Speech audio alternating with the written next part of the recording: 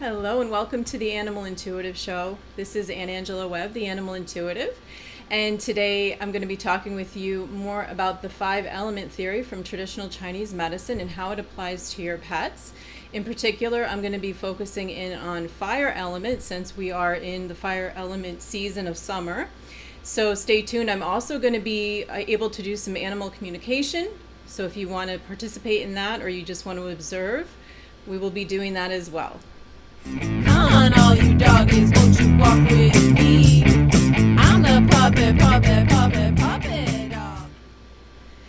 Alrighty, so as I mentioned, I'm going to be dealing with some technical difficulties for just a moment. Wait a minute. As I mentioned, I'm going to be talking about fire element today, and I'm excited about it because fire element is a very interesting one. It is actually, of all the elements, the only one that actually has 4 associated organs or meridians. And in Chinese medicine, organs also are associated with meridians.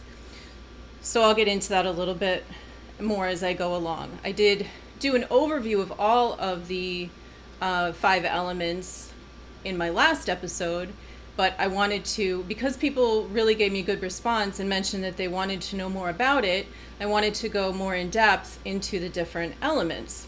So starting with, as I mentioned, fire, because we're in the middle of that season of fire. If you're new here, I would love it if you would come back. The way you do that to be reminded that I'm here is by hitting that bell, subscribing. It does also really help the show if you like it. That's how YouTube does me the favor of putting this in front of other people, and it also does the favor for other people and their pets to learn about animal communication and massage and acupressure and all just sorts of things I do to help animals, and also interviews with people who can help their pets. So to get on with the show, I'm going to start off with a little bit of a story, and this is about a kitty cat. And the kitty cat's name is Sparkles. And I do have the chat open just in case anyone is new here or unfamiliar. You can always feel free to post questions or comments in the chat, and I will definitely be reviewing those as the show goes on. Okay. Sparkles is a kitty cat. Sparkles loves to run all over the house. She often jumps on things. She does this without effort, it seems like. She springs from one piece of furniture to the next. When she's really excited, she'll hang upside down on her cat tower and play with her tail. Her cat tower is near a window, and one of her favorite things to do is to lie there and just kind of bask in the sun. When Sparkle's family comes home, she comes running to the door to greet them. She's meowing, she's purring, and she loves to cuddle with them. She'll be on the couch with them, and she just loves to be petted by them. She looks up into their eyes, and they can see that sparkle in her eye. And cuddling with her family, you can just feel her affection. You can just sort of feel how passionate she is, too, about her family, about her loved ones. And you can also see that as she's running around, how passionate she is about everything she does. Her play, her hunting, because they leave toys out for her. And at night, they come out and the toys are all over the place. So she's been like, cats, when they play with their toys, they're really hunting. They're practicing their little hunting skills. She's not an outdoor cat, so she can't go out and bring gifts to them, as some of you with cats know that situation if you've had outdoor cats. But she will place a toy at the foot of their bed. So Sparkles is a joy. So Sparkles, here's a little, that is my little joy, Gracie, who's decided to jump in and demonstrate what a joyful cat is. Maybe she'll hop up here. So this is Sparkles, or this is a prototype, obviously.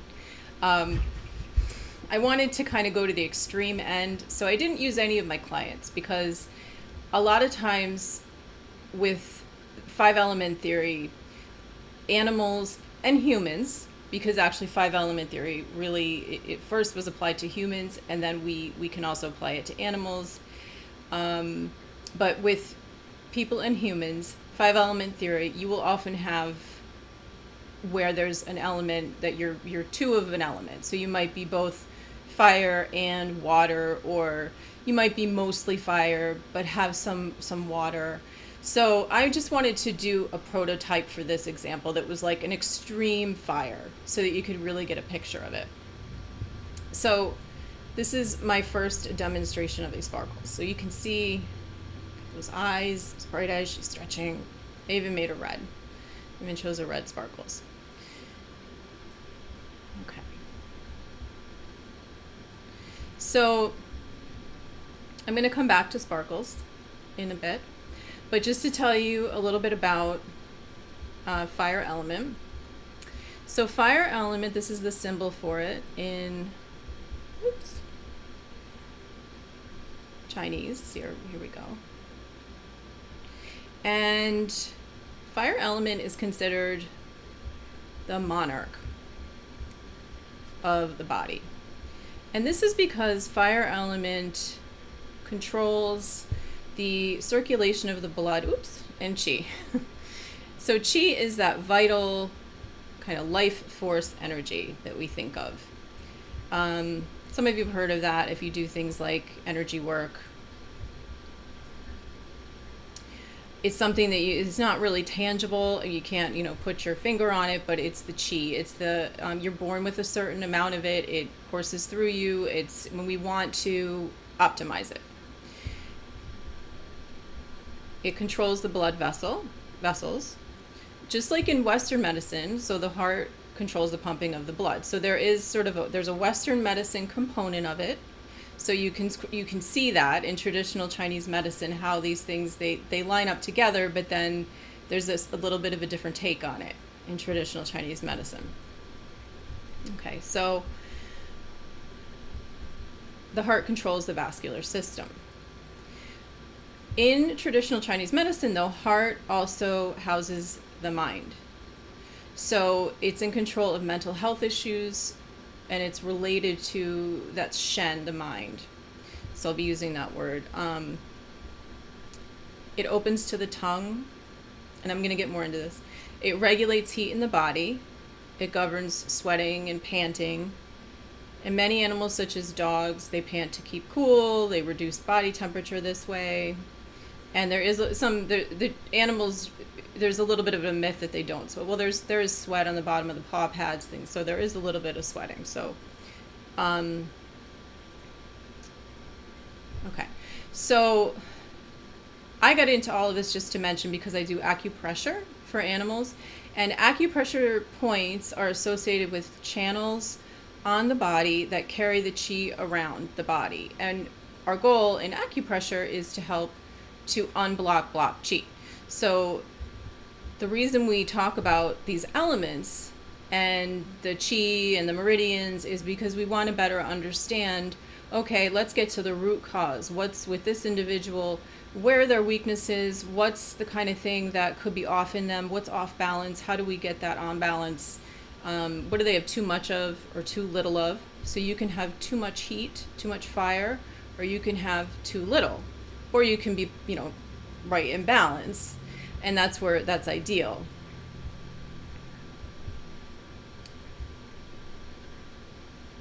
Okay. So, and I'm sorry, I do have to use my little notes here because this is way too much information for my memory to be able to quote all this. So, fire element is, by the way, not just heart. I'm going to get into a little bit more about this than I did in my last video. I just talked about heart. It also has a sister meridian, which is the small intestine.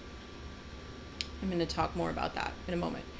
But a heart is, I said, associated with cardiovascular issues, or the cardiovascular system. So if there's an issue going on with the heart meridian, it can come out in cardiovascular issues.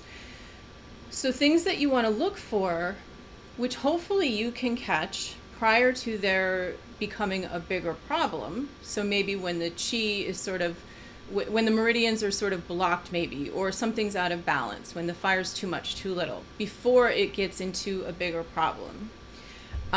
You may notice things like palish gums, or tongue, or the tongue, as I said, this is when I talked about fire opens to the tongue. So the tongue, it could be pale or it could be dark, too dark red. Also, if it's purple, that could be a sign of congestion, or poor circulation. The eyes reflect the shen, or the spirit of the animal. So when I showed you that picture before of our kitty, I'm going to bring up another kitty. Okay, so look at this one, how beautiful. So this is a kitty. Look at the beautiful, bright, sparkling eyes. You can see sort of the life in this kitty cat. The fur's just all beautiful. She's just lovely. Basking in the sun, really taking it in. But you can see in the eyes, okay, that she's got that spark. And of course, if there are heart issues, that can be a sign that fire element, if it's gotten to that point, it could be a sign that it's gone deeper. What I love about traditional Chinese medicine, though, is that we can get to things hopefully before they get to be a bigger issue. But if they have become a bigger issue, I feel like there's some hope there. You can hopefully get at it at a point where you can maybe begin to sort of mitigate it, perhaps even reverse.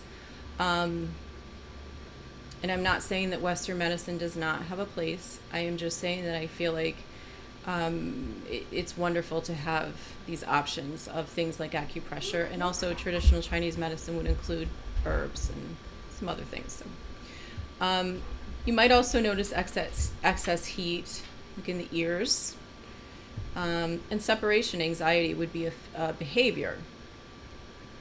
Emotions related to fire element would be joy. So, as I mentioned, Sparkles, she's very excited about running around the house, and she's just got that joy inside of her. Here's another one, lying with her sibling, dog sibling, just passionate, loving, affectionate, soaking in the sun, stretching in the sun, taking it in. However, as I mentioned, if there's too much or too little, if there's too much joy, we think about that as like mania. So that would be where perhaps maybe Sparkles getting a little bit too much. So Sparkles maybe has a sibling like this dog at home, and Sparkles won't leave this dog alone. Sparkles is almost like aggressively playing with this dog.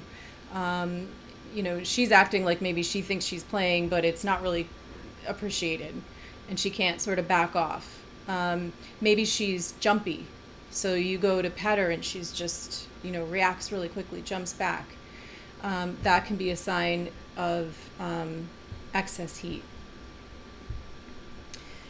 In people that, sometimes it helps to compare this a little bit to people just to help you get it a little bit better, because you might be more familiar with these things in humans. So that would be like in a bipolar kind of a situation where somebody had mania. Think about it that way. But when we think about animals, we're not looking at the same things. They're not, cats aren't going out and spending a lot of money and, getting themselves in trouble with the law, probably. So we have to look at it from a different perspective. Okay, so too little fire. So little Sparkles now stops playing. She's lying around a lot, which is, as we know, very unusual for Sparkles. So maybe she's not acting like she enjoys her family, like she's keeping to herself a lot. Now, of course, we always want to make sure that our pets are being seen by a veterinarian. So we always want to make sure that there's nothing going on that could, we can just know right away, okay, what if she has something going on physically, that she's hurt, that something, she's ill. But that can be a sign that there's not enough fire. And what we might do is, with a holistic veterinarian, a veterinarian that maybe practices traditional Chinese medicine, is to tonify the heart blood and the qi and the patterns of disharmony. Try to help with that. Try to deal with the excess or deficiency with herbs or whatever seems to be the right way to go. Sometimes it's just a combination of a few things. And it could be a combination of Western mixed with holistic or traditional Chinese medicine. Another sign can be that things are off is if an animal is not sleeping well. So if you notice that your pet is excessively, sometimes animals dream and it's cute. Sometimes, we see them like dogs like running in their sleep and it's adorable. But if they're, Sparkles is lying there and she's excessively not sleeping well, she's kind of jumping up in her sleep or just waking up a lot and not sleeping for longer periods. Cats usually sleep quite a bit, and if she's not getting enough sleep, waking up a lot, seems like she's maybe dreaming a little bit too much, that can be a sign of just the disharmony. We want to help her with that.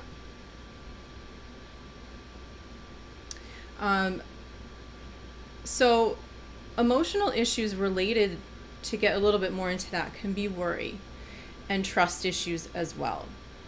So let's say that Sparkles came to this family. She was adopted. And prior to being with this family, she had another family. And the family put her out on the street. And she ended up getting picked up. She went from animal control to, whatever, the SPCA. And then this family adopts her in. And they can't get Sparkles to trust them. They go to pick her up and she runs away. They go to pet her and she kind of acts like she doesn't want that. And she just all around seems like an anxious cat. That, of course, can be an issue. We don't want an animal to be feeling like that. It's not healthy for them. It's not giving them an enjoyable life. So we can try to, that's my dog demonstrating, right on cue, a little bit too much fire maybe.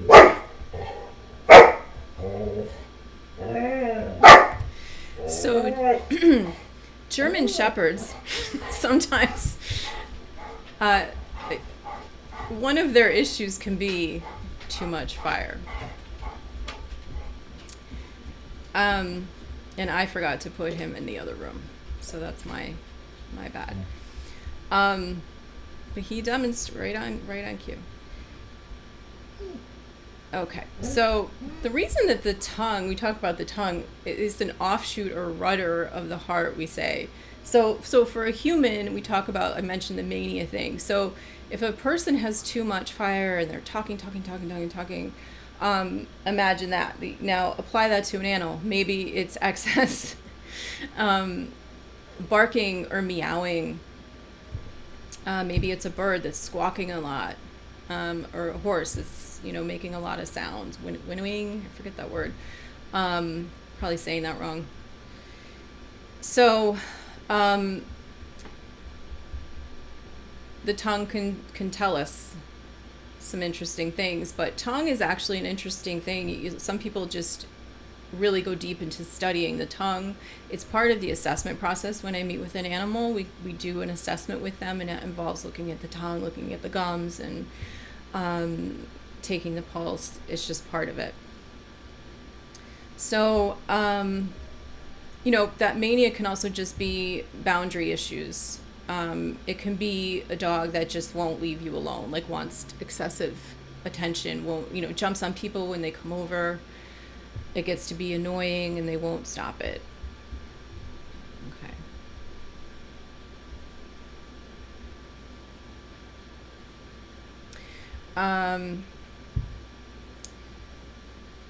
Okay, so as I mentioned, so there's 4 organs related to, and meridians related to fire element In the last video, I actually believe I only talked about the heart. I don't think I even touched on small intestine. I may have mentioned that it's the sister meridian to heart.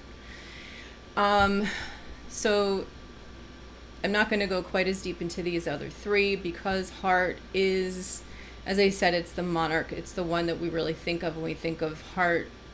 It's not that the others don't matter. Don't get me wrong. They're just, they're important too.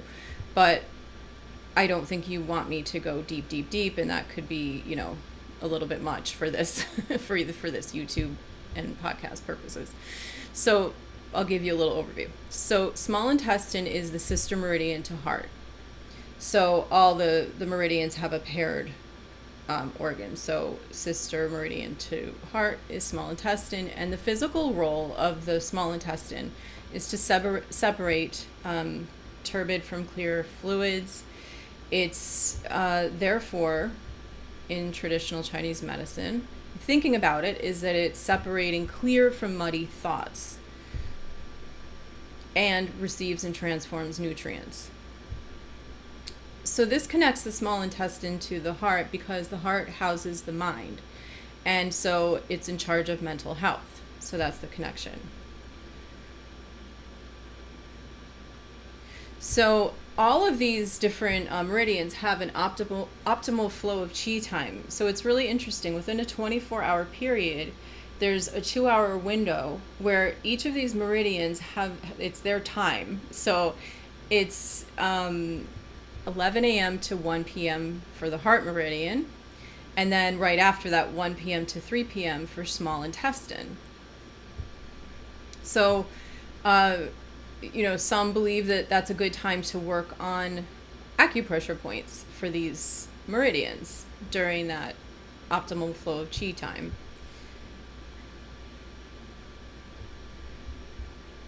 Okay, and prayer. So the final two meridians with fire element are pericardium and triple heater meridians. So, as I mentioned, there can be another scenario with Sparky coming and not trusting her family. Pericardium is more when it comes to, so the pericardium relates more emotionally to the worry, the trust issues. That's kind of more of its emotional leaning. Even though they're all within fire element, they get sort of broken down into smaller bits. So pericardium, physically, in reality, it's to everyone in Western medicine too. It's a sac that holds the heart in the chest. Physiologically, it protects the heart. In traditional Chinese medicine, pathogenic factors that might go to attack the heart have to go through the pericardium first. So it's the heart's protector in that sense. It also assists the heart in its role of circulating the qi and blood, specifically nutrient qi, but we don't need to get into all the different types of qi. Emotion is joy and trust, as well as what I mentioned about, I did say that. Okay, joy and trust. Sorry, I'm confusing myself. So the optimal flow of qi for pericardium is 7 p.m. to 9 p.m. So we might strengthen Sparky's pericardium meridian to help with her trust issues. That might be part of her treatment plan. Now, triple heater is not a physical organ. It's an energetic system that regulates qi in 3 sections of the body. So there's an upper heater, a middle heater, and a lower heater. And the upper heater is like the chest area. The middle heater is more of like the where the food is digested. The stomach areas, the stomach area. The lower portion of the body is the lower heater. It also helps to ensure it helps to move qi in the body and help heat and fluid move easily throughout the body. It's also connected to the lymphatic system. So it's important because it does cover quite a bit of the body. The optimal flow of qi for triple heater is 9 p.m. to 11 p.m. So, it directly follows its sister meridian. So physical issues related to fire element that would be more related to pericardium and triple heater would be shoulder and neck problems. And now the reason that there's physical issues that sometimes are near certain areas of the body is because the meridians pass along those parts of the body. Immune system issues, as mentioned, the lymphatic system is especially connected to the triple heater meridian.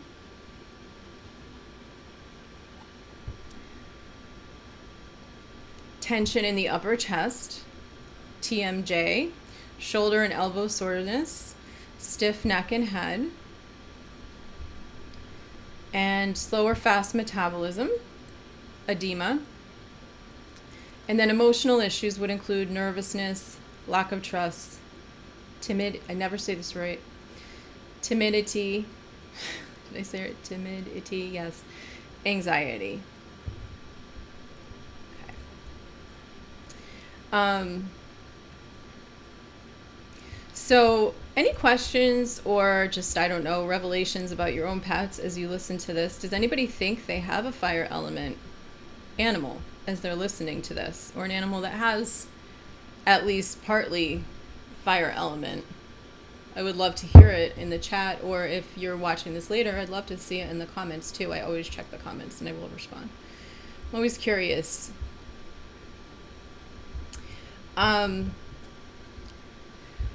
So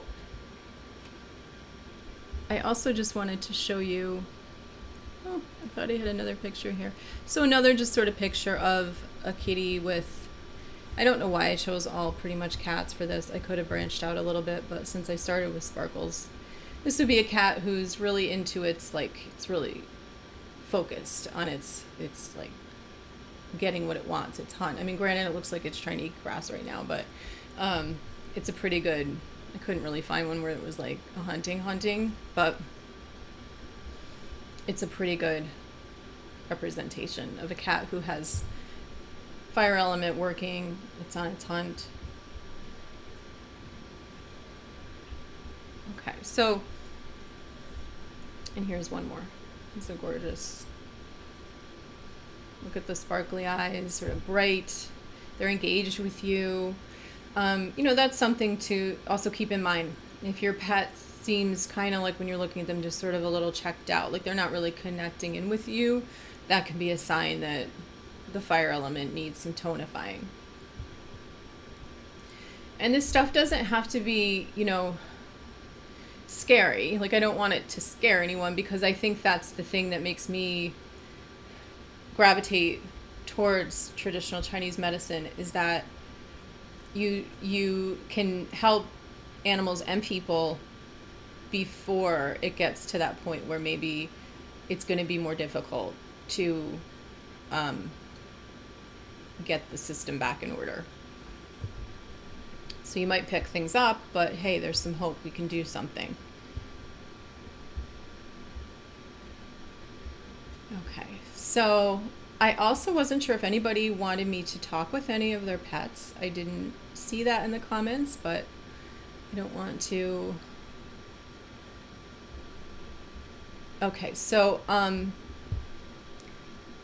I am going to see what you all think. Let me know if you want me to continue with this series. I can continue on next time with Earth Element. That would be the next one in order, and it's what's coming next. In, you know, seasonally, we're going to be going, in this part of the country at least, we're going to be going into the Earth in five element theory. So it's good to be aware of these things, because it makes you more conscientious, more aware of what's maybe affecting you, what might be affecting your pets. So something to be aware of with this time of year is that with fire element, you're, you know, more susceptible to getting overheated. Some of it's just logical, some of it's just stuff that we sort of know, and we don't think about it as something related to maybe like this kind of stuff, like traditional Chinese medicine, but there are parallels and crossovers. But these things can, the idea being that there are even like foods that can help. So if your animal runs a little too hot, for instance, or there are foods that you can use to help with that. So bitter foods are often good for fire element individuals.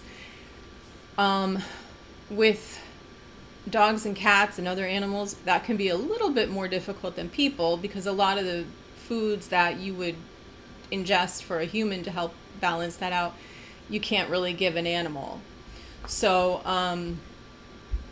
however, like dandelion is something that, you can even get like dandelion tincture, and that actually helps with liver clearing. You can even find that made specifically for pets. You do want to make sure that's a good organic dandelion tincture. There's some other ones, and I, don't specialize in foods, but there are websites that could help you narrow that down a little bit more. And I do think that the summer is a little bit more difficult for that because of the nature of the foods that help with it. But cooling foods also might be like fish instead of beef. So as far as like meats and things like that, that would be something to keep in mind, like a white fish. So if you have any questions, if I can help you in any way with pointing you in the right direction, there are vets who specifically deal with food issues and the elements and traditional Chinese medicine. So that would be a good thing. I'm sure there's like sites even just devoted to that. So I think it's very interesting myself. And, if you can teach me anything, I'm always willing to hear what your experiences have been. Please post them in the comments.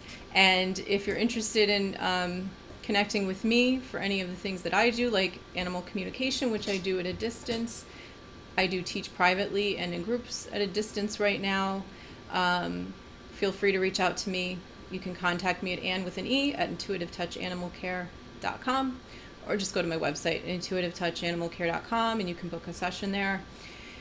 I also do energy work, and I am certified in acupressure and massage for animals, and I work with essential oils and CBDs. So I really appreciate you being here. It means the world to me. And I do Furry Thursdays every Thursday night, but this week I wasn't able to do it. I came down with a little bit of a cold. So I'm not sure I'll be back this Thursday for Thursdays. I may be taking that week off. I'm not sure. But I will definitely be here the week after this one coming up. All right. Thank you all, and have a good rest of your day or evening wherever you are in the world.